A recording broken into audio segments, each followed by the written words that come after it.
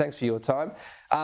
What about this claim about the WTO, some sort of dispute that could happen? How would that come about in your view? Yeah, well, the last thing that Australia wants to incur any damage on is our international trading reputation.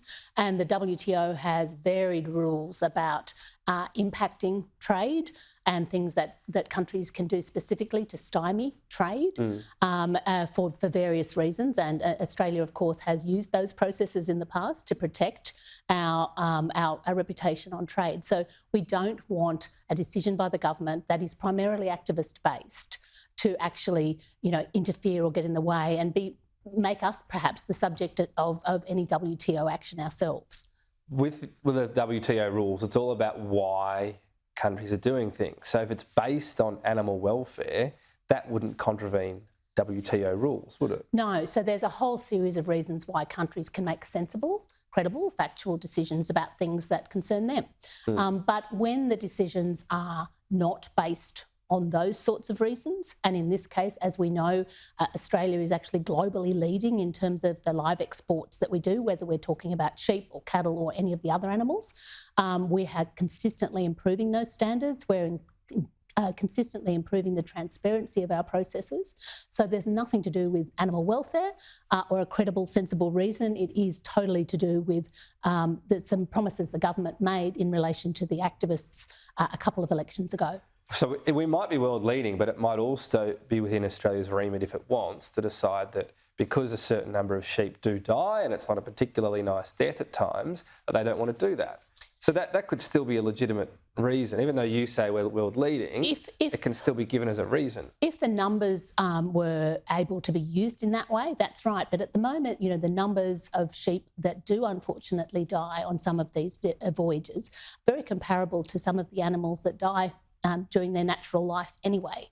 And so I think it's, those sorts of things and those sorts of arguments. We just need to make sure, Tom, that we consistently have factual data, that we are consistently looking at the processes that they're, and at the end of the day, we encourage the government to make very sensible factual decisions based on the evidence in front of us. So that would depend on, I guess, on what year you're taking it from. A little while ago it was 1%, which people agreed was too high. It's come right down, but we've also had cooler temperatures. So that could be a factor. Well, I think, again, we rely on the scientists. So we know that they have changed the stocking densities on board the ships. We know that they've changed the airflow.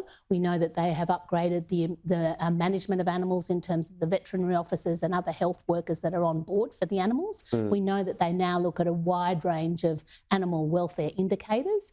In the past, I think it was only a couple of indicators that they looked at. So we now have a much, much more scientific view of how the animals are doing, and whatever humans think, if the animals are healthy and putting on weight on their voyage, then in actual fact, it indicates it's a huge measure of their welfare. You've also said that this could make Australia not a reliable partner. I mean, it's clearly just this. It's not like the Australian government wants to reduce its export of beef or wheat. I mean, aren't you sort of, unnecessarily talking down Australia by even saying that's the case? We remain a reliable partner in every other element, don't we? Absolutely.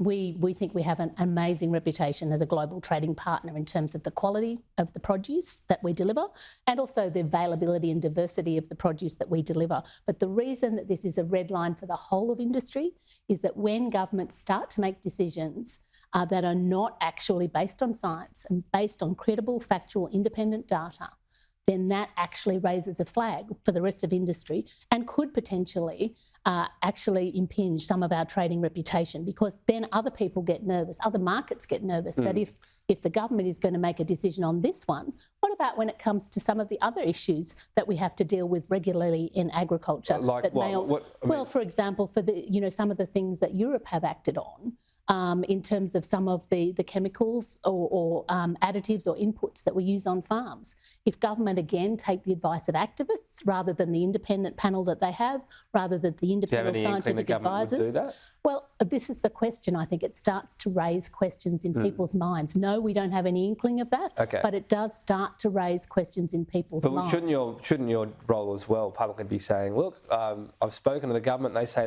this is it, they won't do anything else, so we're still a good partner? Absolutely, and that's what we are assuring our our trading partners. So you had a sort of assurance from the government on that? Have you said to them, hey, there's other stuff activists want. Are you going to do any of this other stuff? The government certainly has given us those assurances. Right. But I think this is what makes people nervous, is when they want to make sure that their actions actually suit their words. Okay. And so, actions, nothing speaks louder than actions. And so when they see the government acting on something like this, and other countries, doing something different, then I think that's what makes people nervous. Just finally, the WA Cultural Heritage Act, it's something that has the WA branch of the NFF very concerned. It comes off the back of the Yukon Gorge, which was a pretty terrible act from a company there. Does this go way too far the other way? Well, of course, being a WA issue, I'm sure our members, Western Australian farmers are looking at this very carefully. But we want to make sure that it is workable for farmers who are managing the land and doing routine agricultural activities, whether we're talking about planting crops, sowing crops, harvesting crops, and different land management activities, that they can still do that in a very manageable way. So I'm sure those things are the things that our members will be looking at in Western Australia right now. Fiona Simson, thanks for your time. Thanks, Tom.